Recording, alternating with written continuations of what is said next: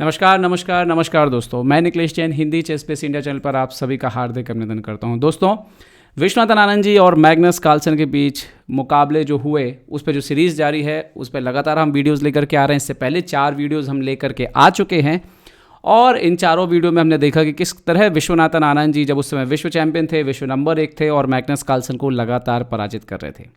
आज का वीडियो जो इसका 5वां भाग है। इससे पहले कि आपने अगर वीडियो ना देखे हो तो नीचे लिंक पर जाकर के ज़रूर देखें और आगे इस वीडियो में हम बढ़ें उससे पहले लाइक शेयर और सब्सक्राइब करना ना भूलें दोस्तों। खैर, बात करते हैं मैग्नस कार्लसन की। इस मैच तक आते आते मैग्नस कार्लसन विश्वनाथन आनंद जी से जीतने के लिए तड़प रहे थे। वो तड़प दिखती है इस गेम में भी, पूरी ताकत लगाते हैं विश्वनाथन आनंद जी को हराने के लिए। लेकिन यहाँ पर यह भी दिखेगा कि कैसे एक विश्व चैंपियन के अंदर जो कॉन्फिडेंस होता है कि एक मुश्किल बाजी को भी वो निकाल कर ले जाता है, तो वो भी आपको विश्वनाथन आनंद जी में नजर आएगा। ये सीरीज़ में धीरे धीरे आपको ये भी समझ में आएगा कि कैसे कार्लसन लगातार धीरे धीरे बेहतर होते चले गए। तो आइए देखते हैं इस मुकाबले को जो खेला गया वाईकॉन्जी 2007 में। वाईकॉन्जी वही टूर्नामेंट है जो आजकल टाटा स्टील के नाम से जाना जाता है, नीदरलैंड में होता है। तो चलिए देखते हैं इस मुकाबले को। E4 C5 night F3। Magnus Carlsen सफ़ेद मोहरों से खेल रहे थे, काले मोहरों से विश्वनाथन आनंद जी।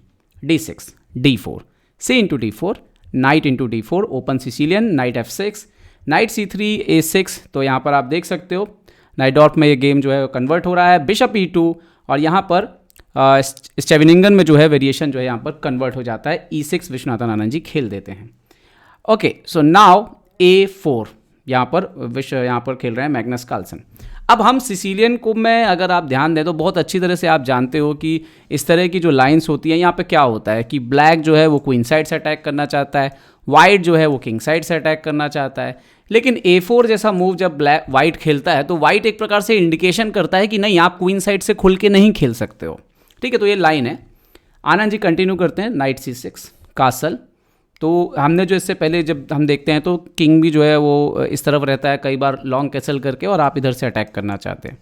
ठीक है, लेकिन कार्लसन दोनों चीज़ें अपने हाथ में रखना चाहते हैं इस वेरिएशन के थ्रू कि वो एक तो आपको क्वीन साइड से अटैक नहीं देना चाहते, खुद के किंग को भी सेफ रखना चाहते हैं उस तरफ, लेकिन अटैक वहीं से होगा अभी। ठीक है, तो इसके जो है परिणाम क्या होंगे वो देखेंगे अभी हम। सो बिशप E7 यहाँ पर विश्वनाथन जी डेवलप करते हुए, बिशप E3 कासल F4। अब यही जो है इस लाइन का बहुत ही स्टैंडर्ड तरीका है खेलने का, जिसमें आप कैसल तो करते हैं शॉर्ट साइड, लेकिन अटैक भी आप उसी तरफ से करने का यहाँ पर प्लान करते हैं। तो इस तरह की ओपनिंग में ब्लैक को क्या करना चाहिए, जो विश्वनाथन आनंद जी करेंगे वो आपको साफ साफ नज़र आएगा। ब्लैक को जितना जल्दी भी हो सके सेंटर से स्ट्राइक लेना होगा, क्योंकि क्वीन साइड तो उसके पास अटैक करने के लिए भी फिलहाल पॉसिबिलिटीज़ जो है वो नज़र नहीं आ रही हैं, और वाइट पूरी तरह से अटैक करेगा। तो जब वाइट किंग साइड से अटैक करेगा तो सिर्फ एक जो ड्रॉबैक आप कह सकते हो कि जो आप क्रिया की प्रतिक्रिया होगी वो क्या होगा कि इनका किंग भी जो है कार्लसन का थोड़ा सा कमज़ोर पड़ेगा। लेकिन उसका फ़ायदा कब उठा पाओगे आप, जब आप सेंटर को ओपन करोगे। देखते हैं क्या हुआ। तो यहाँ पर विश्वनाथन आनंद जी ने खेला क्वीन C7। ओके, सो किंग H1 बिल्कुल क्लियर इंडिकेशन है कि भाई हम यहाँ पर G4 वगैरह आएंगे तो रुक G1 का फाइल जो है, ये G1 जो स्क्वायर है वो रुक के लिए जो है इस्तेमाल होने वाला है। ओके, रुक E8 एक बहुत ही अच्छा मूव है। आपने जगह बनाई है यहाँ पर बिशप के लिए, ताकि जो डिफेंस में जब वाइट अटैक करेगा तो डिफेंस के लिए आपको ये बिशप जो है वो काम आने वाला है। और दूसरा ये रुक जो है वो सेंटर फाइल्स में आपको इस्तेमाल में आ सकता है। बिशप F3, तो एक और मोहरा इंप्रूव करते हुए यहाँ पर मैग्नस कार्लसन। रुक B8 खेला विश्वनाथन आनंद जी ने, और फाइनली एक इंडिकेशन है कि जब ज़रूरत पड़ेगी तो इस फाइल पे भी जो है कुछ करने की कोशिश की जा सकती है। ओके, और एक प्रकार से एक वो मूव भी है रुक B8। जैसे अब चूंकि बिशप इधर आया तो आपने रुक को इस डायगोनल से अलग किया। नंबर 2, यहाँ पर ब्लैक वेट कर रहा है। इस लाइन में ब्लैक को वेट ही करना होगा, क्योंकि वाइट का तरीका क्या होगा खेलने का इस पर निर्भर करेगा। अब यहाँ पर G4 खेला जाता रहा है, बट मैग्नस कार्लसन ने यहाँ पे क्वीन D2 खेला। तो वो अटैक करने के पहले और थोड़ा पीसेस को प्रिपेयर करना चाह रहे थे, मतलब कि जैसे इस रुक को भी गेम में ले आए, फिर इस क्वीन को शायद यहाँ से शिफ्ट करके इस तरफ लेकर के आए। तो इस तरफ उनके जो है प्लान यहाँ पर जारी थे। तो विश्वनाथन जी ने बिशप F8 खेला, पहले से जो है मूव निकाल लिया डिफेंस। अभी भी उनका ये जो बिशप है वो खेल नहीं रहा है, क्योंकि आनंद जी इस पोजीशन को अच्छे से जानते हैं कि जब भी अपोनेंट G4 करेगा तो कभी ना कभी E5 तो वो आने वाला है, और फिर ये बिशप जो है वो इंप्रूव होगा। खैर क्वीन F2, लेकिन कार्लसन ने ऐसा कुछ नहीं किया, कार्लसन ने यहाँ पे G4 अभी भी नहीं किया। तो फाइनली विश्वनाथन आनंद जी ने जो है बिशप D7 यहाँ पर रखा। तो अब कार्लसन खेलते हैं G4। तो शायद कार्लसन इसी बात का इंतजार कर रहे थे कि एक बार जो है पहले बिशप D7 हो जाए तो उनको एक मूव का फ़ायदा जो है वो मिले, और ये शायद उनकी तैयारी थी। तो अब देखिए कि अटैक होना तैयार हो गया, तो विश्वनाथन जी ने E5 किया। और ये ज़रूरी है, जब भी आपका अपोनेंट जो है वो पूरा सेंटर ले ले या किंग साइड से अटैक करे, जिसको कहते हैं कि, तो अगर दोस्तों आपको जवाबी कार्रवाई करनी हो तो काउंटर अटैक करना हो तो काउंटर अटैक हमेशा सेंटर से आएगा, ताकि जो अपोनेंट का अटैक हो उसको डिस्टर्बेंस वहाँ पर आए। ओके, तो जैसे ही आपने E5 खेला तो नाइट F5 का स्क्वायर यहाँ पर कार्लसन को मिला। जरूरी भी था E5 खेलना। सो दो स्क्वायर मिले एक्चुअली, जैसे ही E5 खेला गया है तो एक तो D5 और एक F5, दो स्क्वायर यहाँ पर सफ़ेद को मिलते हैं।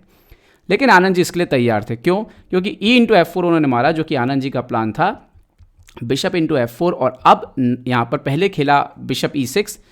तो सबसे पहले तो यहाँ पर बिशप को फ्री किया गया, और इस आप कह सकते हैं फाइल के लिए, क्योंकि आपको सपोर्ट लगेगा अभी, रुक के D1 आए यहाँ पर, तो अभी नाइट E5। अब यहाँ पर क्या प्रॉब्लम हुआ, जो डिसाइड करना हुआ मैग्नस कार्लसन को, उन्होंने बिशप E5 मारा। लेकिन क्यों मारा? क्योंकि देखने में कोई अपना बिशप नहीं देगा, जबकि वो बिशप अच्छा दिख रहा है। लेकिन प्रॉब्लम ये है इस पोजीशन में कि चूंकि आपने इस तरह का अटैक किया है, अपने किंग साइड से आपने पॉनों को दौड़ाया है आगे की तरफ, अगर ये नाइट सेंटर पर बैठा रहेगा तो कभी भी वाइट सक्सीड नहीं होगा। और प्रॉब्लम ये है कि अगर वाइट सक्सीड नहीं होगा, अब जैसे ये इस तरह का एंड गेम है कि अगर ये एंड गेम में चला जाए, मान लीजिए कि मोहरे एक्सचेंज हो जाएं, तो इसमें ब्लैक जो है वो एंड गेम में बेटर हो जाएगा। ठीक है, तो जितने मोहरे कम होंगे उतना परेशानी जो है यहाँ पर हो सकती है कार्लसन को। लेकिन ये भी ज़रूर है कि अभी अगर ये नाइट सेंटर पर रहेगा तो ये ज़्यादा परेशान कर रहा है। तो दोनों साइड से कार्लसन के लिए थोड़ी सी मुश्किल थी। फाइनली कार्लसन ने यहाँ पर बिशप E5 मार दिया, D/E5। और कार्लसन की पूरी उम्मीद जो उनके इस बेहतरीन नाइट पर लगी हुई थी कि कैसे ये नाइट जो है गेम में कंट्रोल करता है। अब अगर आप देखें पोजीशन को, जैसे कि मैंने इससे पहले भी बोला, तो आप देखिए बिशप बैड बिशप है, क्योंकि उसके खुद के लाइट स्क्वायर पर उसके पॉन ने उसको बंद करके रखा है। उनका ये नाइट सबसे बेहतरीन है, मतलब असली हीरो जो इस गेम में कार्लसन के लिए रोल प्ले कर रहा है वो ये नाइट है।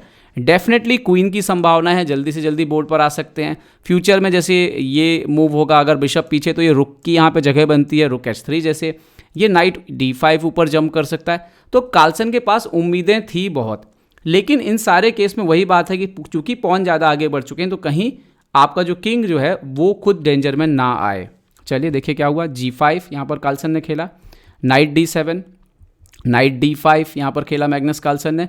तो अभी आनंद जी ने मारा नहीं, क्योंकि अगर वो मारने के लिए जाते हैं, मान लीजिए बिशप D5, सो E/D5 और अभी E4, बिशप G2, रुके D8, इस तरह से वेरिएशंस आ रहे थे, D6, queen C5, queen F4, but ये वाइट के लिए ही बेटर कर रहे थे। तो आनंद जी ने यहाँ पे खेला क्वीन C6 पहले। ओके, तो यहाँ पर उन्होंने जवाब दिया बिशप G2। बिशप G2 एक इंपॉर्टेंट मूव है। बिशप G2 इसलिए इंपॉर्टेंट मूव है, एक तो ये रुक क्वीन का रास्ता यहाँ तक क्लियर हो रहा है, दूसरा एक्चुअली में ये थर्ड रैंक खाली की गई है, मतलब जब ज़रूरत पड़े तो ये रुक को यहाँ से यहाँ तक शिफ्ट किया जा सके, ये इसकी तैयारी। सो उन्होंने खेला बिशप G2। तो विश्वनाथन आनंद जी यहाँ पे खेलते हैं क्वीन C5। ये बहुत ही स्मार्ट मूव है।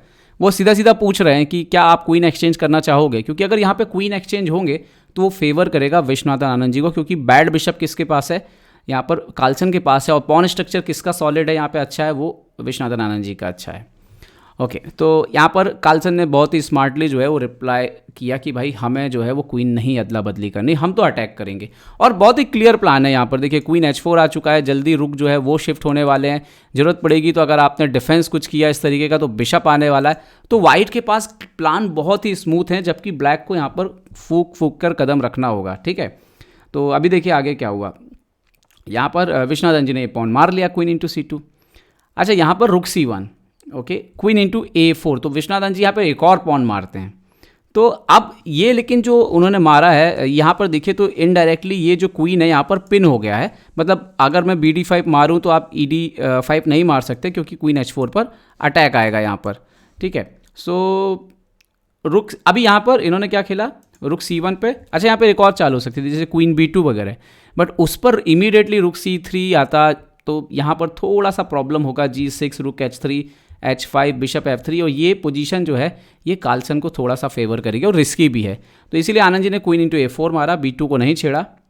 और यहाँ पर काल्सन यहाँ पे डायरेक्ट भी रुक C3 खेल सकते थे, लेकिन उन्होंने एक बार क्या किया, पहले B3 किया और अटैक किया इस क्वीन को, ताकि वो जो पिन है उससे थोड़ा सा हटें यहाँ पर।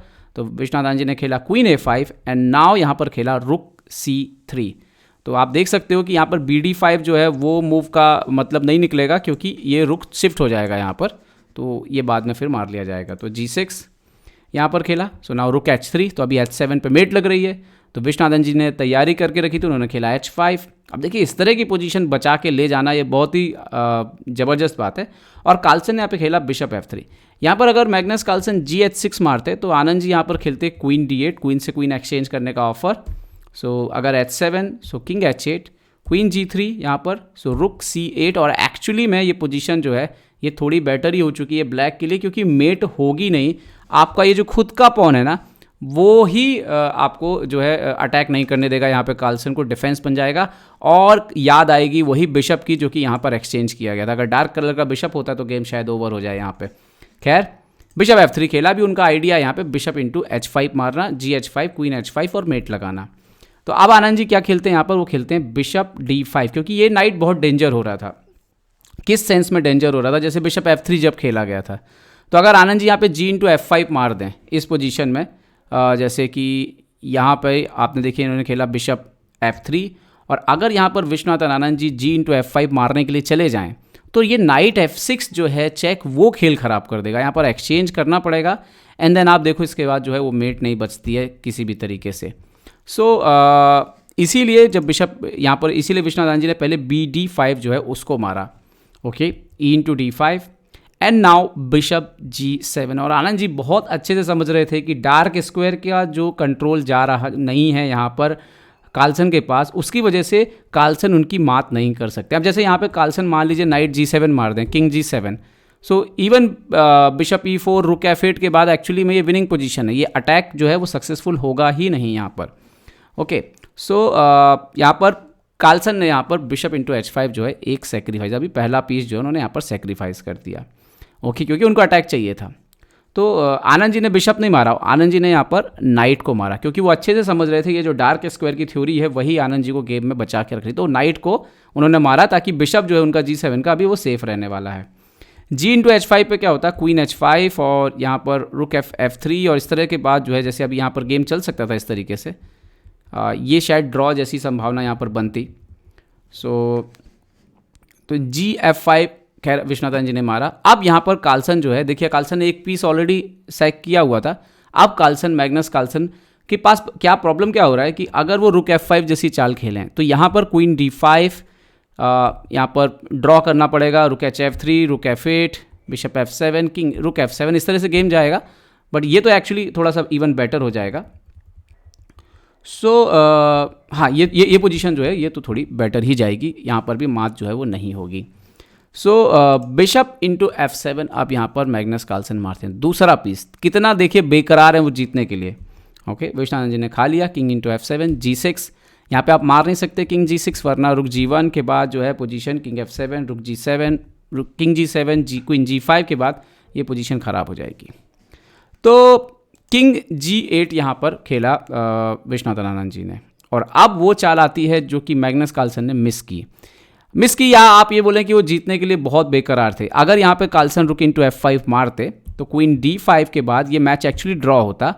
आप यहाँ पर ये जो है रुक खेलना बहुत ज़रूरी है ऑलमोस्ट, क्योंकि और कुछ खेलेंगे मान लीजिए इसकी जगह, तो जैसे आप देखेंगे कि यहाँ पर क्वीन चेक, और यहाँ पर अगर किंग G2 खेल दें तो क्वीन D2 चेक आएगी और उसके बाद क्वीन डिफेंस में आ जाएगा, तो मैच लॉस हो जाएगा।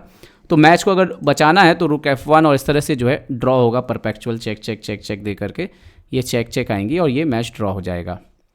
सो कार्लसन ये ड्रॉ नहीं चाहते थे, तो कार्लसन ने यहाँ जीत के लिए खेला क्वीन H7। क्या मिस कर गए आप देखेंगे अभी थोड़ी देर में। विश्वनाथ जी ने खेला किंग F8, रुक इंटू F5, और विश्वनाथ आनंद जी यहाँ पे अपना किंग लेके निकल गए। वो डार्क स्क्वायर की कमी लास्ट तक नज़र आ रही है, डार्क स्क्वायर के बिशप की। किंग E7, सो क्वीन इंटू G7 यहाँ पर चेक, किंग D6। आप देखिए कि ये किंग निकल के भाग रहा है और अब टेंशन इस किंग पे आ रही है क्योंकि ये किंग एक्सपोज हो रहा है, ठीक है।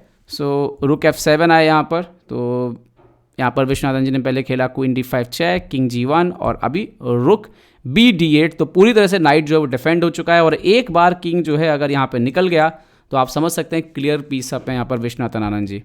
यहाँ पर खेला कार्लसन ने रुक H7, सो क्वीन D4 चेक। अभी उन्होंने चेक चेक देके अपने पहले क्वीन को इंप्रूव किया, king G2, so queen G4 check, king H1, so rook G8। ये थी असली चाल। अभी प्रॉब्लम ये है कि क्वीन को बचाना है आपको। अगर आप रुक D7 खेलेंगे तो क्वीन D7 और यहाँ पे क्वीन हटाएंगे तो क्वीन E6 और इसके बाद ये रुक डाउन पोजीशन आने वाली है। सो उन्होंने खेला यहाँ पर कार्लसन ने रुक F6 चेक। यहाँ पे नाइट F6 भी मारा जा सकता था लेकिन विश्वनाथन जी ने सेफ साइड जो है किंग C7 खेला और उनका किंग जो है वो पूरी तरह से सेफ हो चुका था। इसके बाद यहाँ पे क्वीन E7 आए जरूर यहाँ पर Magnus Carlsen, but queen E4 check के बाद फाइनली जो है यहाँ पर उन्होंने रिज़ाइन कर दिया, क्योंकि अब आप देख सकते हो कि किंग को बाहर आना होगा और किंग बाहर आएगा तो रुक G6 चेक आ रहा है और अगर ये रुक एक्सचेंज हो गए तो फिर तो गेम में वैसे भी कुछ बचा ही नहीं रह जाएगा और गेम जल्दी ख़त्म हो जाएगा। तो ये आप देख सकते हो कि इस पूरे मुकाबले के दौरान किस तरह से मैग्नस कार्लसन ने शानदार अटैक किया। बेसिकली अगर हम ओपनिंग पे चले जाएं तो G4 के बाद आपको दिखेगा किस तरह से उन्होंने अटैक किया और उनको विश्वनाथ आनंद जी की तरफ से आपको दिखेगा कैसे नाइट E5 उन्होंने तैयार किया, लेकर के आए और उसके बाद टाइमली जो है यहाँ पर उनके मोहरे जो है गेम में आते रहे। जबकि ये पॉन लेना मतलब अपने आप में एक समझदारी की बात है कि उनको पता है कि ये पॉन लेने से उनको प्रॉब्लम नहीं हो रहा है अभी, और वरना अटैक में कई बार आप डरते हो इस तरह के पॉन लेने में, लेकिन आनंद जी ने पॉन बराबर लिए और वही पॉन उनके एंड गेम में फिर काम आए। देखिए कि क्योंकि अगर सारे एक्सचेंजेस हो भी रहे थे तो आनंद जी के पॉन भी ज़्यादा कम नहीं थे, तो कोई ऐसा इशू नहीं था। और यहाँ पर देखिए कि इस तरह के मूव निकालना, डिफेंसिव मूव्स निकालना, और कार्लसन का देखिए पूरा अटैक किस तरह से उन्होंने अटैक किया, 2-2 पीस सेक्रीफाइस किए यहाँ पर। बट तो कहना होगा कि ये मैच आपको ऑलरेडी दिखा रहा है कि मैग्नस कार्लसन तैयार हो रहे थे अपने आप अंदर ही अंदर और चाह रहे थे कि जीत किसी तरह से मिल जाए विश्वनाथन आनंद जी के खिलाफ, जबकि आनंद जी को भी समझ में आ रहा था कि ये जो लड़का है अब आने वाले समय में मुझे परेशान करने वाला है। इस मैच ने तो खासतौर पर विश्वनाथन आनंद जी को इंडिकेशन दे दिया था।